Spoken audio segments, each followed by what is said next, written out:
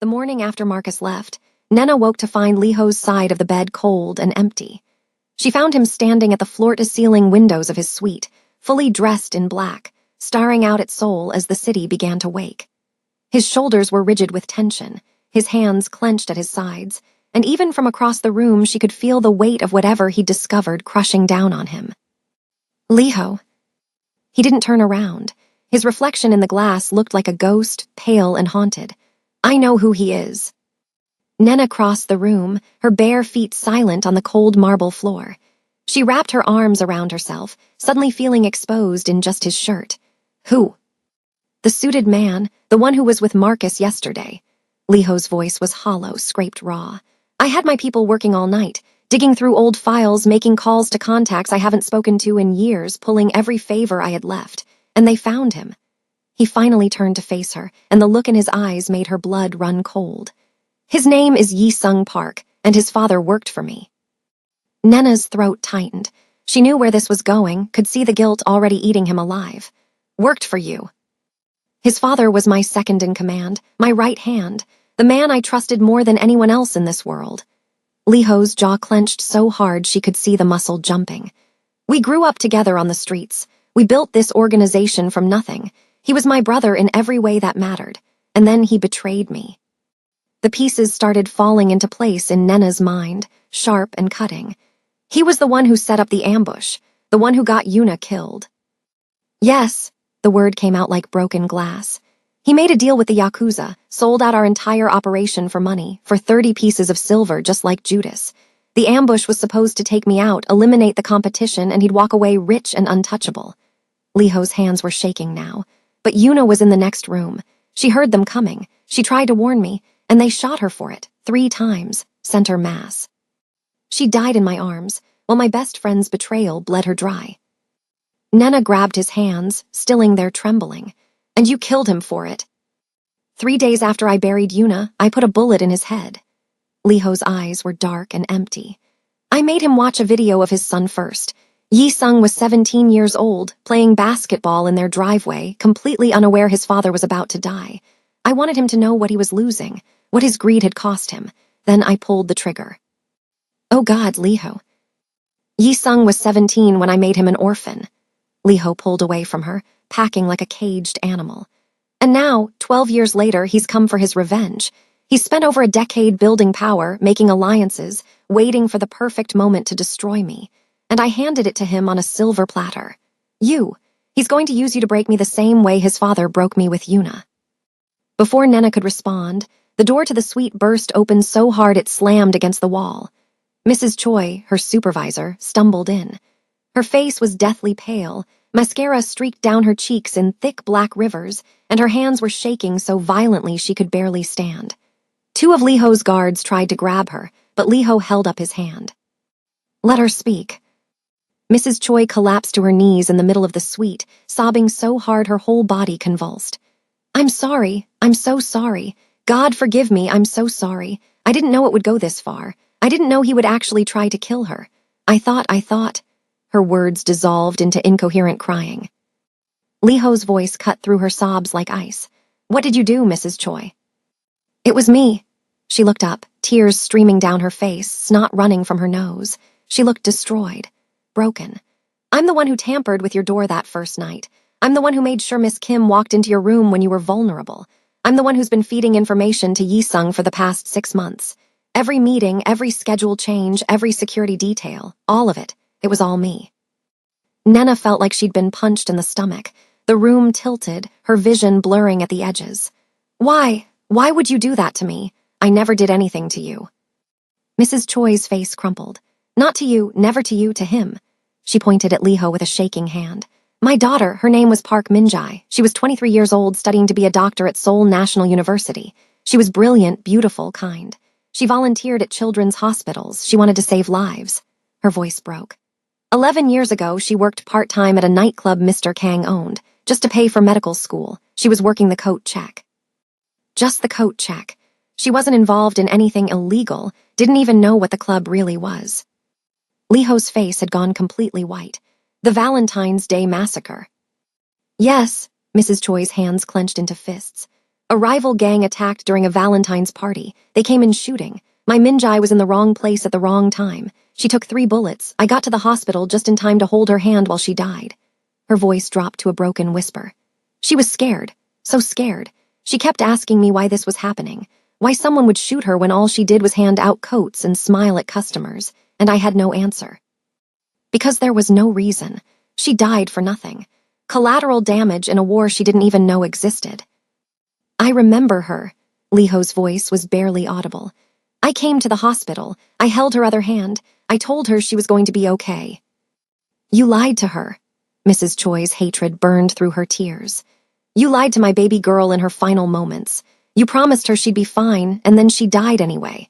Do you know what that's like? To watch your child die, to feel their hand go cold in yours, to hear their last breath rattle out and know you'll never hear their voice again. I'm sorry, Liho's voice cracked. I'm so sorry. I tried to protect her. I had her rushed to the best hospital, paid for everything, but it wasn't enough, Mrs. Choi screamed. Your money couldn't save her. Your power couldn't bring her back. For 11 years, I've lived with this hole in my chest where my daughter used to be. Every morning, I wake up and remember she's gone. Every night, I cry myself to sleep looking at her pictures. I blamed you. I hated you with every fiber of my being.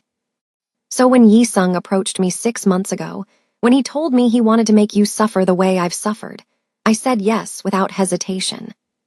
Nena found her voice, though it shook. So you used me. You set me up to die just to hurt him. I thought if he fell for you, if he let himself care about someone again, losing you would destroy him. Mrs. Choi looked at Nena with guilt and shame flooding her face. I watched you together over these weeks. I saw how he looked at you, how you looked at him, how he changed around you, became softer, more human, and I realized what I'd become. She buried her face in her hands. I became the same monster that took my Minjai from me. I became someone willing to destroy an innocent person to satisfy my own pain.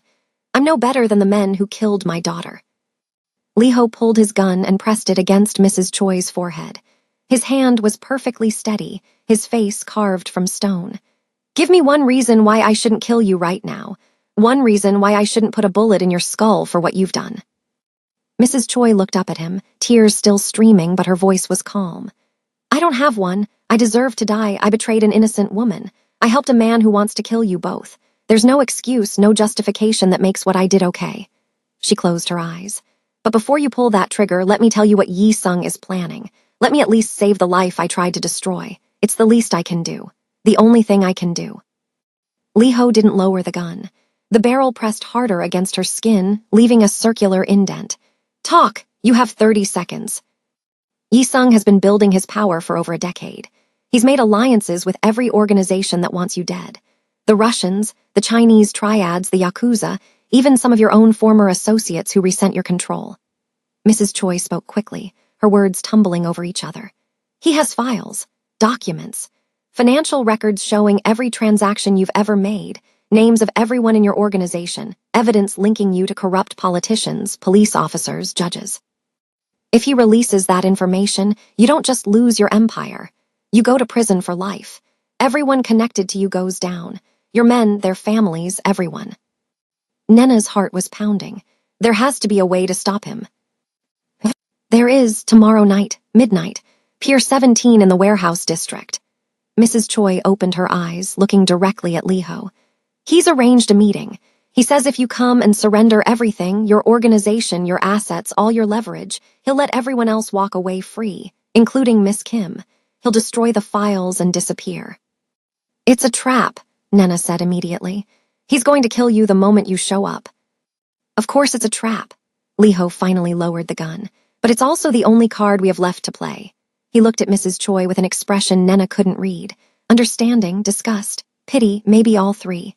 Your daughter's death wasn't your fault, and honestly it wasn't entirely mine either. It was the life I chose, the world I built. A world where innocent people die because men like me can't let go of power and control. He holstered his gun. Min Jai wouldn't want you to become what I am. A killer consumed by revenge and hate. Mrs. Choi stared at him in shock. You're not going to kill me. You're going to leave Seoul tonight. My men will escort you to the airport. You'll get on a plane to wherever you want to go, somewhere far from here, and you'll never come back. You'll live the rest of your life trying to be the woman your daughter would be proud of. That's your punishment and your mercy. Take it. Why? Mrs. Choi's voice broke. Why would you show me mercy after what I've done? Liho looked at Nena, and something softened in his eyes. Because she taught me that breaking the cycle of revenge matters more than satisfying it. Because killing you won't bring Minjai back, just like killing your conspirators won't bring Yuna back. The only thing that stops the bleeding is choosing to let it end. 2 guards appeared and gently helped Mrs. Choi to her feet. As they escorted her toward the door, she turned back one last time. I'm sorry, to both of you. I'm truly sorry. I hope you survive what's coming. I hope you get the life together that my Minjai never got to have. Then she was gone. When the door closed, Nena grabbed Liho's arm. What are you planning? I'm going to that meeting. Absolutely not. Are you insane? Nena. No, her voice was fierce, almost angry. You walk into that warehouse alone, you're dead. We both know it. Yi-sung doesn't want your surrender. He wants your blood. He wants to watch you die slowly and painfully. If I don't go, he releases those files. Liho's voice was strained. Everyone I've ever worked with gets arrested. Good people, people with families, people who were just trying to survive in a world that gave them no other options. Men who stood by me when I had nothing. Women who risked everything to help build this organization. I can't let them all burn because of me. So what, you sacrifice yourself? You think that's what I want? Nena's eyes filled with tears.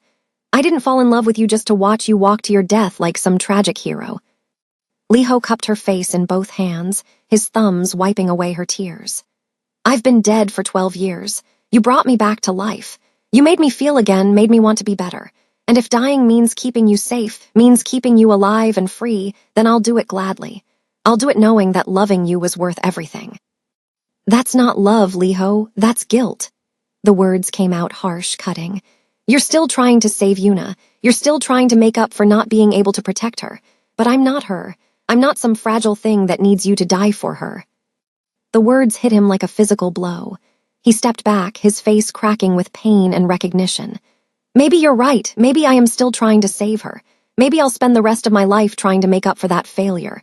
But this time, his voice broke, this time I might actually succeed, because you're stronger than she was, smarter. You'll survive without me. I don't want to survive without you, you idiot. Nena grabbed his shirt, pulling him close, getting right in his face. I want to live with you. I want to build a life with you. I want to wake up next to you when we're old and gray and argue about stupid things like what to have for breakfast. So stop planning your noble sacrifice and start planning how we win this together. Because I'm not letting you go alone, and I'm not letting you die. Liho stared at her for a long moment. She could see the war happening behind his eyes, the guilt and the fear, and the desperate need to protect her battling against the growing realization that she was right. That martyrdom wasn't the answer. That love meant fighting together, not dying alone. Then something shifted in his expression. The guilt and pain receded, replaced by the sharp, calculating look of the man who'd built an empire from nothing. The strategist, the survivor. Together. Together. He kissed her hard, desperately, like he was trying to pour every emotion he couldn't say into that single point of contact. When they broke apart, both of them were breathing hard, foreheads pressed together. Okay, together, but you have to promise me something. If things go sideways, if it looks like we're not going to make it out, you run. You don't try to save me. You just run and you never look back. I promise. Nena was lying, and they both knew it, but Liho let it slide. They spent the rest of that day preparing with military precision. Liho laid out detailed maps of the warehouse district across his dining table, marking every entrance, every exit, every vantage point, every place where his men could hide. He gave Nena a gun, smaller and lighter than his, but just as deadly, and made her practice loading and unloading until her hands moved on pure muscle memory. You're not going to fight, he said firmly, watching her practice her grip. But if someone grabs you, if you get separated from me, you need to be able to protect yourself. He taught her hand signals. 1 finger raised meant danger. 2 fingers meant retreat. A closed fist meant attack.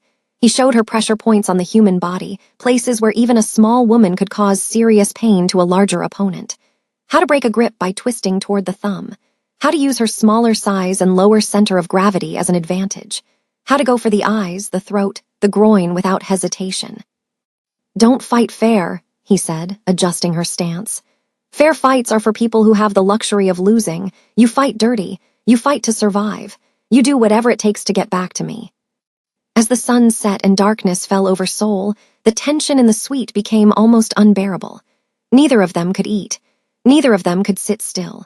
They moved around each other like planets in orbit, always aware of where the other was, drawn together and pushed apart by gravity and fear.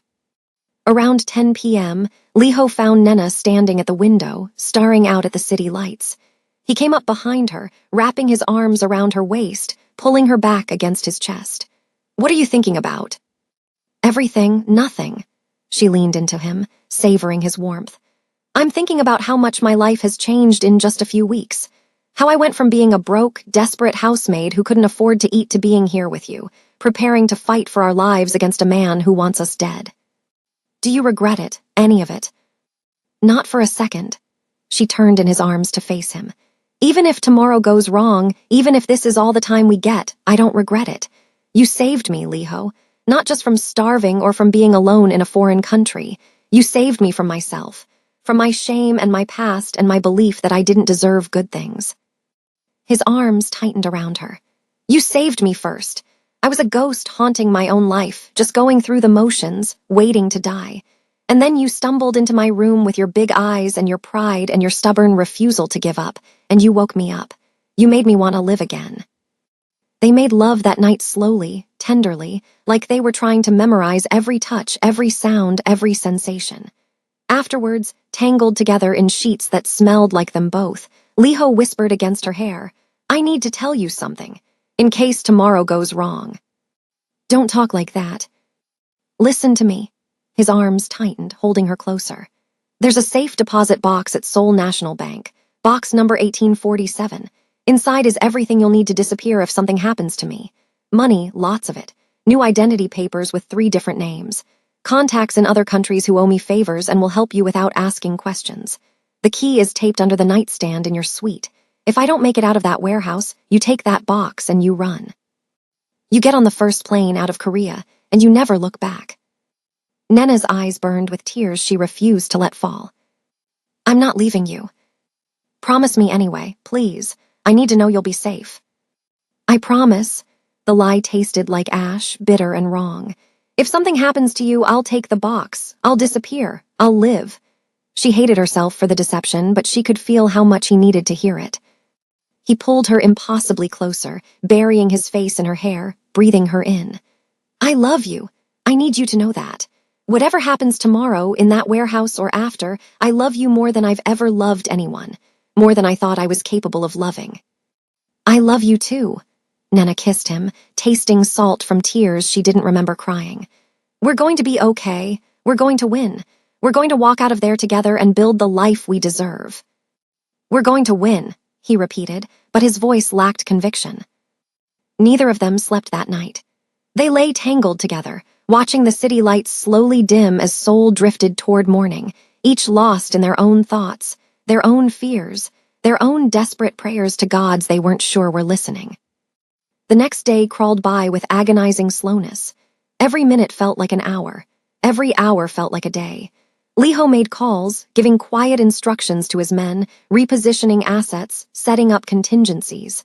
Nena tried to eat but couldn't keep anything down. Her hands shook every time she thought about what was coming. At 11 p.m., Liho's men arrived. 8 of them all dressed in black, all armed with enough firepower to start a small war. Jinwoo, Liho's most trusted lieutenant, gave Nena a small nod of respect. These men would die for Liho. She could see it in their eyes. The question was whether they'd have to. They drove to the warehouse district in 4 separate cars, approaching from different directions to avoid detection. The city changed as they got closer to the waterfront. The gleaming skyscrapers and luxury apartments gave way to industrial decay. Rusted cranes loomed like skeletal giants. Abandoned factories stared at them with broken windows like empty eyes. The smell of salt water and industrial chemicals filled the air. Pier 17 was a decaying skeleton of Seoul's industrial past. A massive warehouse that had once processed shipping containers now stood empty and forgotten. Rusted metal, shattered windows, concrete stained with years of rain and neglect, the perfect place for violence. Liho's men fanned out into the shadows like ghosts, taking positions with clear sightlines to the warehouse entrance. Jinwoo handed Liho an earpiece. "We've got you covered, boss. Anything goes wrong, we move in." Liho nodded, then checked his weapons one final time. 2 guns, 3 knives, and the cold determination of a man with everything to lose. He looked at Nena, really looked at her, memorizing her face like it was the last time he'd see it. "You stay behind me. You don't move unless I signal. If shooting starts, you run straight back to the car and Jinwoo will get you out. No arguments, no heroics, you just run." "No arguments, no heroics." Nena nodded, another lie stacking on top of all the others. They walked into the warehouse together, their footsteps echoing off concrete and metal. The space was massive, 3 stories of empty darkness broken only by a single hanging work light in the center. The light created a circle of illumination in an ocean of shadows, theatrical and ominous.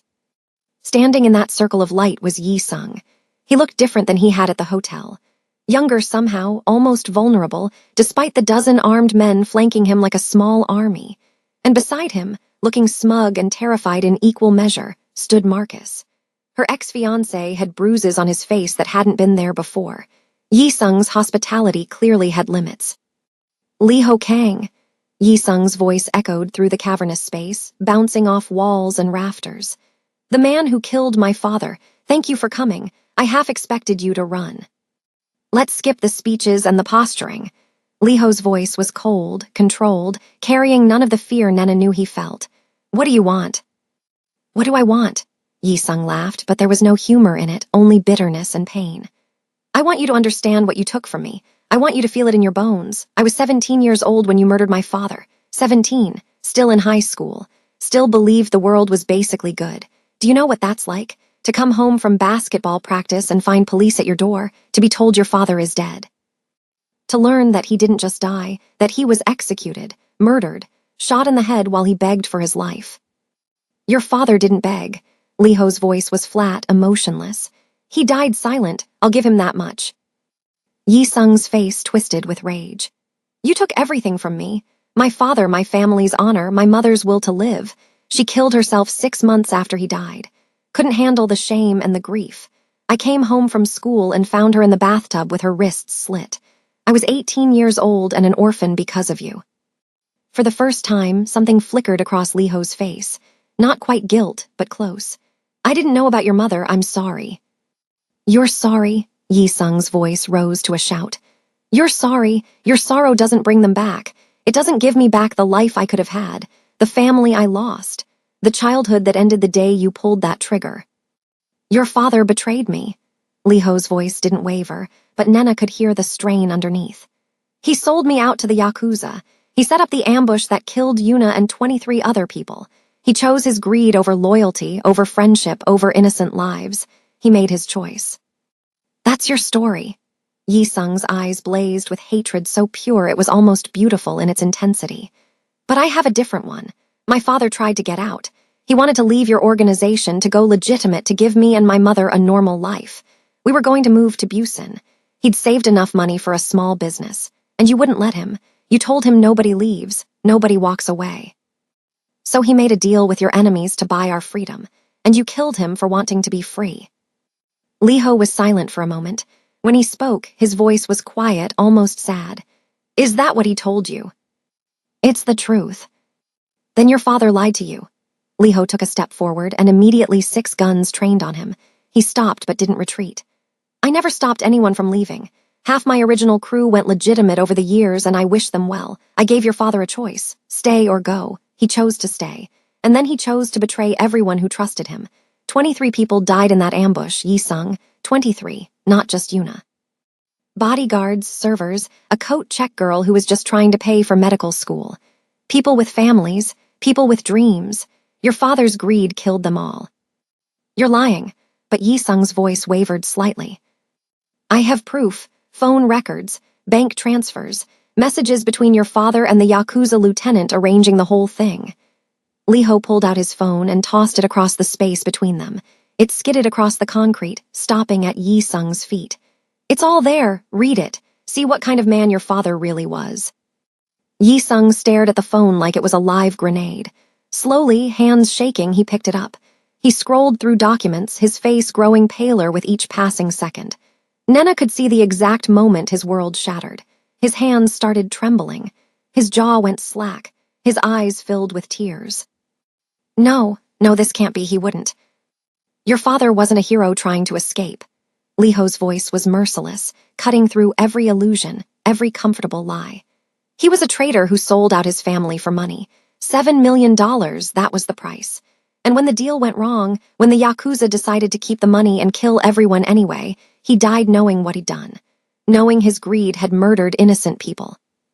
Yi-sung threw the phone down and it shattered against the concrete with a sound like breaking bones. It doesn't matter. His voice cracked, raw with pain and fury. It doesn't change anything. Maybe my father was everything you say. Maybe he was a monster, but you still took him from me, you still destroyed my family, and now I'm going to take everything from you. He nodded to his men, and they raised their weapons. 12 guns, all pointed at Liho and Nena. That's when Marcus made his move. He lunged forward with surprising speed, grabbing the tablet computer from Yi-sung's hand. You're all insane, he shouted, backing toward a side exit. You're fighting over revenge and honor and all this macho bullshit, and you're missing the point. He held up the tablet, grinning like he just won the lottery. This information isn't just valuable to the police. It's valuable to everyone. How much is your freedom worth, Kang? Because I'm thinking I can auction this data to your competitors for millions. Maybe tens of millions. Yi-sung's face went dark, storm clouds gathering. What are you doing? Making a profit, obviously. You wanted revenge. I want money. We're not the same, buddy. Never were. Marcus was almost to the exit now, still backing away, still grinning. Thanks for the payday, though. This was almost worth dealing with your brooding psychopath routine. Yi-sung pulled out a gun and shot Marcus 3 times. Center mass. Professional. Efficient. Marcus's grin froze on his face. He looked down at the blood blooming across his chest like he couldn't quite believe it. Then his legs gave out and he dropped like a puppet with cut strings. The tablet clattered across the floor, skidding away into the shadows. Nobody betrays me, Yi-sung said coldly, still pointing the gun at Marcus's corpse. Nobody. Then he looked at Liho, and his expression was pure murder. Your move. Everything exploded at once. Gunfire erupted from every direction. Muzzle flashes lit up the darkness like lightning. Liho grabbed Nena and pulled her behind a concrete pillar as bullets tore through the air where they'd been standing, close enough that she felt the wind of their passage. His men emerged from the shadows like avenging spirits, returning fire with deadly precision. The warehouse became a war zone. The sound was deafening, overwhelming, a constant roar of gunshots and ricochets and shouted orders. Spent shell casings rained down like metal hail, bouncing off concrete with tinny clinks. The smell of gunpowder filled the air, acrid and choking. Liho moved like liquid death, every motion economical and precise. He fired, and one of Yi-sung's men dropped. Fired again, another dropped. His face was completely calm, almost serene, like this was meditation. But Nena could see his eyes constantly moving, tracking threats, calculating angles, keeping her in his peripheral vision always. 2 of Yi-sung's men tried to flank them. Liho saw them coming, spun, put bullets in both their kneecaps. They went down screaming. He didn't kill them, didn't need to. Wounded men slowed down their allies. But there were too many of them.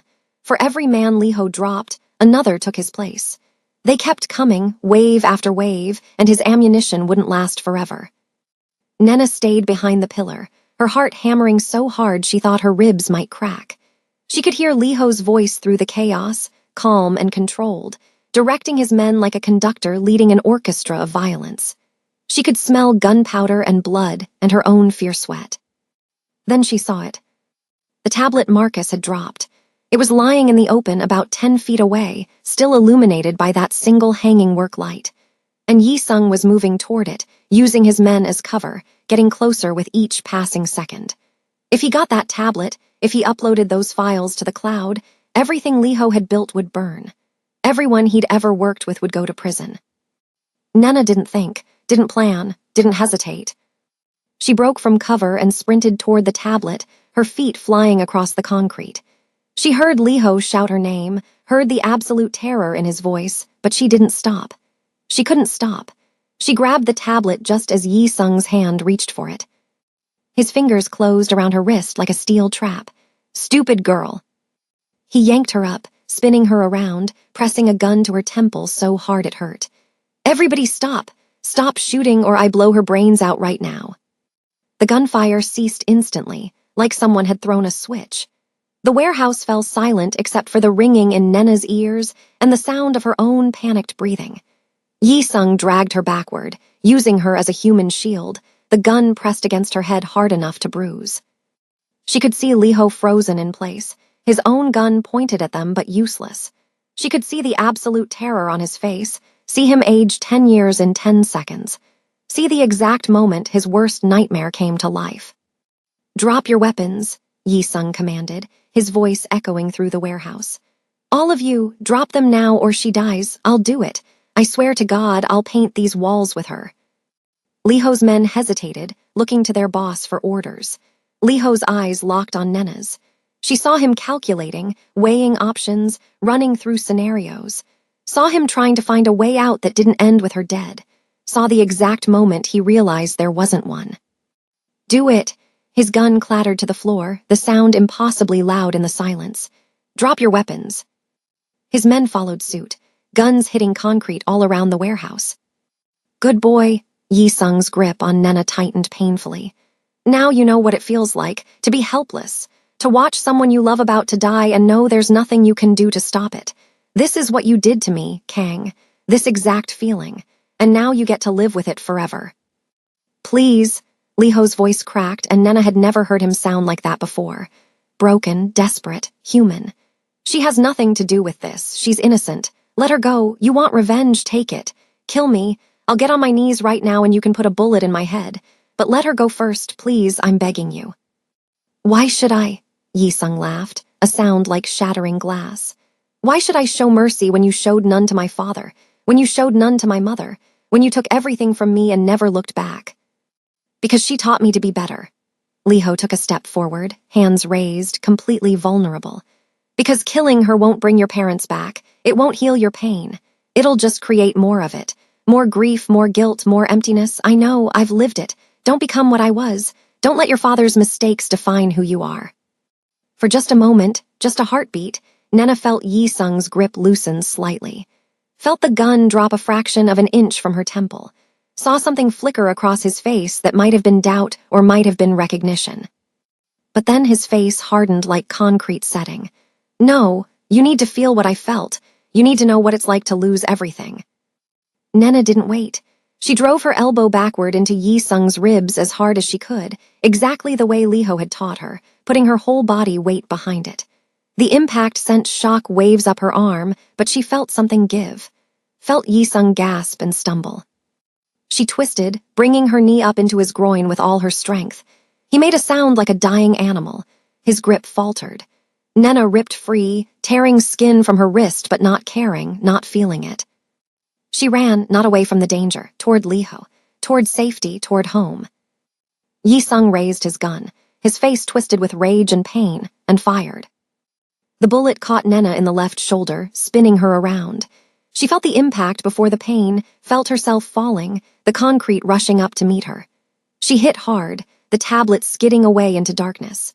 Then the pain arrived, a white-hot explosion that made everything else disappear. She couldn't breathe, couldn't think, couldn't do anything but feel the burning agony radiating from her shoulder down her arm and across her chest. Through blurring vision, she saw Lee Ho's face transform into something inhuman, something primal and terrifying. He moved faster than should have been possible, closing the distance to Yi Sung in maybe 3 strides. The first punch shattered Yi Sung's jaw with a crack like breaking wood. The second caved in ribs. Lee Ho disarmed him with brutal efficiency, throwing the gun away, and drove Yi Sung to the ground so hard his head bounced off concrete. Lee Ho's hands wrapped around Yi Sung's throat and squeezed. "You made a mistake," Lee Ho said, his voice dead calm, emotionless, worse than any shout. "You made me choose between revenge and mercy." His hands tightened. Yi Sung's face turned purple, his eyes bulging, his hands clawing uselessly at Lee Ho's iron grip. Lee Ho's men stood watching, weapons ready, waiting to see if their boss would finally cross the line he'd been walking for 12 years. Lee Ho's thumbs found Yi Sung's windpipe. One more second of pressure, and it would be over. One more second, and Yi Sung would join his parents, and the cycle would continue, revenge breeding, revenge, until everyone was dead and nothing was left but ashes. Then Lee Ho looked at Nena. She was lying on the concrete, bleeding, her face pale with pain and shock, but her eyes were locked on his. And in those eyes, through the agony, he saw something that made him stop. Not fear, not judgment, just love. Pure, unconditional love that believed he could be better than his worst impulses. That believed he was more than just violence and death. That saw the man he could become if he just chose mercy over revenge. Lee Ho released Yi Sung's throat. The young man gasped for air, coughing and retching, his hands going to his bruised neck. Lee Ho stood, pulled out his phone, and made a call. When he spoke, his voice was eerily calm, like he was ordering takeout instead of arranging an arrest. "It's done, send them in. Pier 17, yes, everything's ready." Within seconds, the warehouse flooded with police. Dozens of them, heavily armed, pouring in through every entrance like a SWAT team raid. They surrounded Yi Sung and his men, weapons drawn, shouting commands to get on the ground, hands behind heads, don't move. Lee Ho had called them. He'd orchestrated this entire thing. The meeting, the confrontation, all of it had been a setup to get Yi Sung and his evidence in one place where the police could take them down cleanly. Detective Park appeared, a woman in her 50s with sharp eyes and an expression that had seen too much and believed too little. She approached Lee Ho, stepping over bodies and shell casings. "You kept your word, the evidence." Lee Ho handed her a USB drive. "Everything you need to put Yi Sung away for 30 years minimum. Trafficking, money laundering, conspiracy to commit murder, weapons charges. All clean, all admissible in court, all traced back to him with no connection to me or my people. And the other matter, the files on you. The files on me and my associates are encrypted with a password only I know. Yi Sung never had access. The tablet is damaged now anyway." Lee Ho gestured to where the tablet lay in pieces. "Without the password, the data is useless, and I'm deleting the only copy tonight." Detective Park's eyes narrowed. "We had a deal." "And I'm honoring it. 3 months. That's how long you're giving me to dissolve my organization completely. To make sure everyone under my protection has legitimate jobs waiting, that no one gets left vulnerable when I walk away. After that, I'm just another citizen. No protection, no immunity, no special treatment. That was the deal." The detective studied him for a long moment, then nodded. 3 months, not a day more. After that, if I find out you're still operating, deal's off and you go down with everyone else." "Understood." She gestured to her officers, and they began arresting Yi Sung and his men, reading rights, applying handcuffs, loading them into transport vans. As they dragged Yi Sung past Lee Ho, the young man looked up with pure hatred still burning in his eyes despite the defeat. "This isn't over. I'll get out eventually, and when I do—" "Yes, it is over." Lee Ho's voice was final, absolute. "Your father's choices destroyed him. Don't let them destroy you too. Use your time in prison to become something better than what he was. That's the only revenge worth having." Then Lee Ho was at Nena's side, dropping to his knees, his hands shaking as he pressed them against her bleeding shoulder. "Stay with me. Don't you dare leave me. Nena, please, stay with me." "I'm okay," she gasped through the pain, though okay was a generous description. "It's just my shoulder, I'm okay." "You're not okay, you're bleeding. You ran toward gunfire. You grabbed that tablet when you should have stayed safe. You beautiful, stupid, impossibly brave woman." Tears streamed down his face, and she'd never seen him cry before. "You could have died. You could have God, Nena, I almost lost you." "So could you," she managed a weak smile despite everything. "Guess we're even now." If you believe love is worth fighting for, if you believe two broken people can save each other, then hit that like button right now. Because what comes next will show you that sometimes the greatest strength isn't in revenge, but in choosing mercy when you have every right to choose violence. Paramedics arrived, their efficient hands taking over from Lee Ho's shaking ones. They loaded Nena onto a stretcher, starting an IV, applying pressure bandages, calling out vital signs in medical shorthand. Lee Ho climbed into the ambulance with her, refusing to let go of her hand even when the paramedics told him he was in the way. As they rushed through Seoul's night streets, sirens wailing, lights painting the world in alternating red and blue, Nena looked up at him through the haze of pain and whatever drugs they'd given her. "You let him live. You taught me mercy." Liho pressed her hand against his wet cheek. "You taught me that breaking the cycle matters more than satisfying revenge, that being better than my worst impulses is the only way to actually win." "I'm proud of you," she whispered, her voice fatting as the medication pulled her under. "You're better than you think you are, so much better. Don't talk, save your strength." "I'm proud of you," she repeated, and then the darkness took her and she knew nothing else. The surgery took 6 hours. 6 hours of Liho packing the waiting room like a caged animal, his clothes still covered in her blood, his hands shaking every time he tried to hold them still.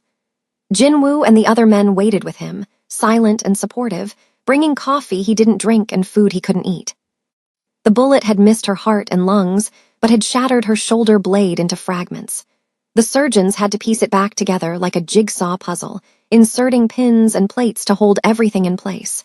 They said she was lucky. An inch to the right, and the bullet would have severed her brachial artery. She would have bled out in the warehouse before the ambulance even arrived. When they finally let him see her, Nena was pale and groggy but alive. Her shoulder was bandaged in so many layers she looked like she was wearing armor. Her arm was in a sling. She had an IV in her good hand and monitors beeping steadily, tracking her heartbeat, her oxygen, her return to the world of the living. She smiled when she saw him. "Hey. Hey yourself." He sat beside her bed, taking her good hand in both of his like it was something precious and fragile. "How do you feel?" "Like I got shot." She laughed weakly, then winced. "Ow, don't make me laugh. Everything hurts when I laugh." "I'm sorry. God, Nena, I'm so sorry. This is all my fault. If I hadn't brought you into my world, if I'd just let you go that first night, if I'd been stronger." "Stop." She squeezed his hand, cutting him off. "I chose this. I chose you. I'd make the same choice 1,000 times over, even knowing it would end with me getting shot. Because these last few weeks with you have been worth everything. You gave me a reason to live again. You gave me hope." Liho pressed his forehead against their joined hands, his tears soaking her skin. "I don't deserve you."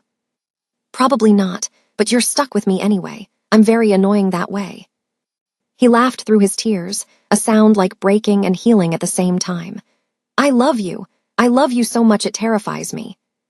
"I love you too. Now kiss me before I fall back asleep from all these drugs." He did, careful and gentle, mindful of her injuries and the tubes and wires connecting her to machines. When they broke apart, both of them were crying and smiling and completely exhausted. Over the next 4 weeks, Nena healed slowly in that private hospital room. Liho never left her side except when his men absolutely needed direction. He was in the process of dismantling his entire organization, carefully and methodically, making sure everyone under his protection had legitimate jobs waiting, that no one would be left vulnerable when he walked away from the life that had defined him for so long. He spent his days on the phone arranging futures for people who'd once killed for him.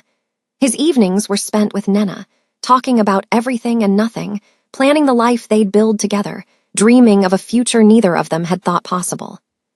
It was during one of these quiet afternoons, sunlight streaming through the hospital windows and painting everything gold, that Liho told her his plan. "I'm buying the Imperial Palace Hotel." Nena blinked, sure she'd heard wrong. "What?" "The hotel where we met, where Yuna died all those years ago, where everything in my life changed." He sat on the edge of her bed, careful not to jostle her shoulder.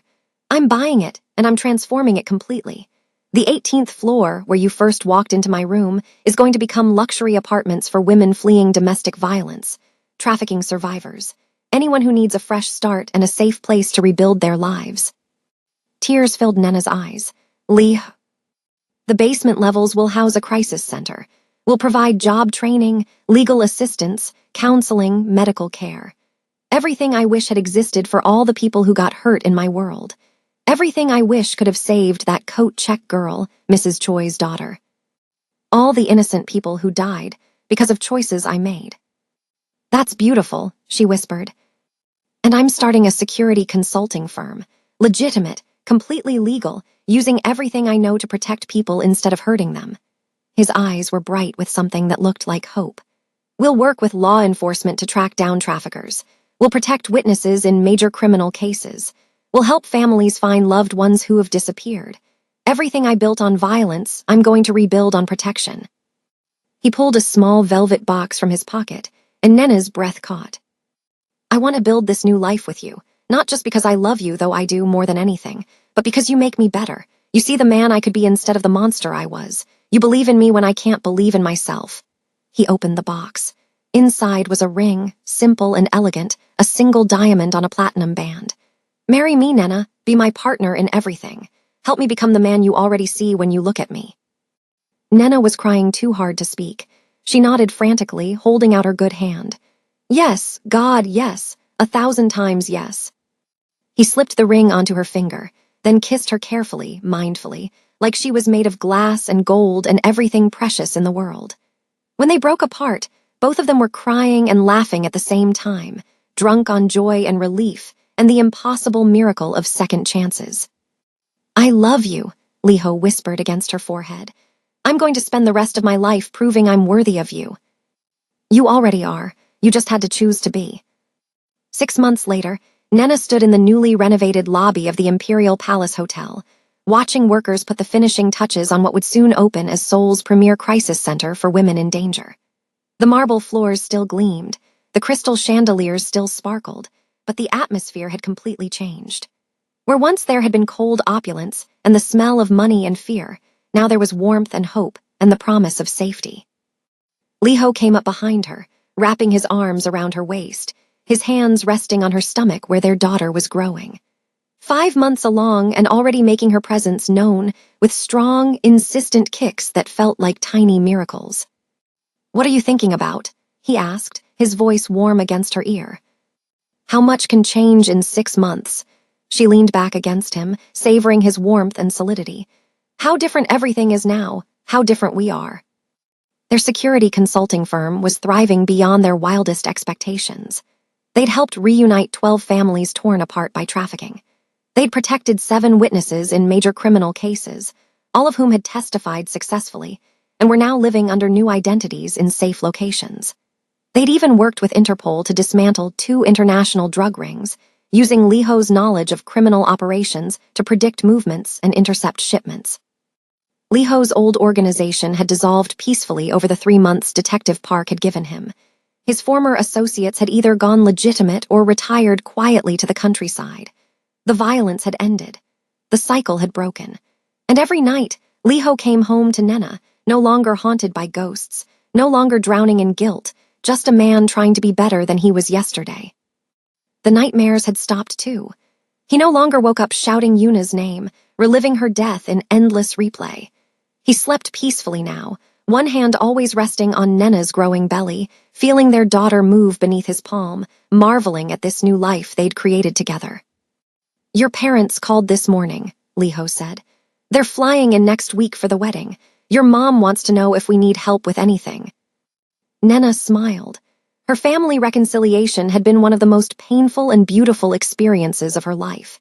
Her parents had shown up at the hospital 2 months ago, unexpected and terrified, her father's hands shaking as he'd confessed everything he'd been hiding.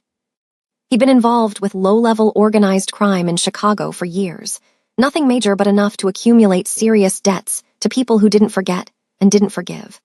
When he couldn't pay, when the interest kept mounting, and the threats started coming, the organization had arranged her engagement to Marcus as payment.